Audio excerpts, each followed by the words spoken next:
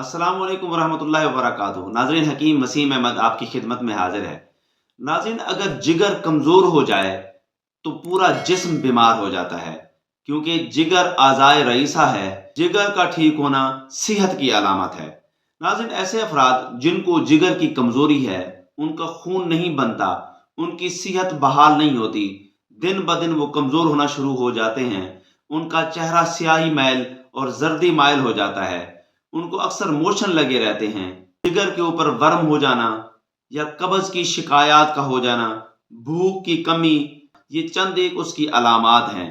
तो ऐसे अफराद जो जो बीमारी में मुब्तला हो जाते हैं, या फिर जिगर में शदीद किस्म की हरारत पैदा हो जाए या सफरा की ज्यादती, ये जिगर को कमजोर कर देती है। तो आज मैं आपको मुख्तसर सा एक नुस्खा बताने लगा हूं। जो बकरे की कलेजी है, वो लेके तकरीबन 100 ग्राम जितना उसको अच्छी तरह कूट लें।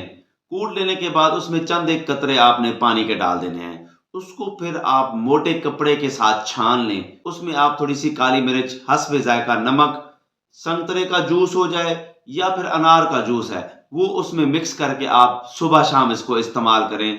खास तौर पे निहार मुंह इसको इस्तेमाल करें। एक तो ये चीज आप इस्तेमाल कर सकते हैं।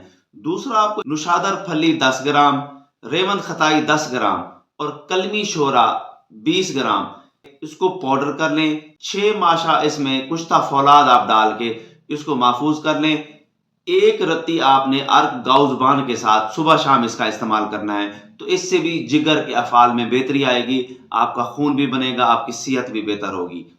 इसी तरह एक और नुस्खा है, जो 6 ग्राम ले लें सौंफ, 6 ग्राम फूल गुलाब के और इसी तरह 6 ग्राम पुदीना। इन तीनों चीजों को 100 ग्राम पानी में उबाल के अच्छी तरह 50 ग्राम जब बच जाए, तो आपने सुबह शाम इसका इस्तेमाल करना है। चंद दिन इस्तेमाल करें तो इंशाअल्लाह आपका जिगर फ़आल होना शुरू हो जाएगा, आपकी सेहत भी बहाल होगी और आपके चेहरे के ऊपर रौनक भी आएगी और जिगर के ऊपर जो दर्द है, वर्म है, वो भी आहिस्ता आहिस्ता कम होना शुरू हो जाएगी। मजीद मालूमात के लिए राब्ता कर सकते हैं हुसैनिया दवाखाना एंड पंसार स्टोर से।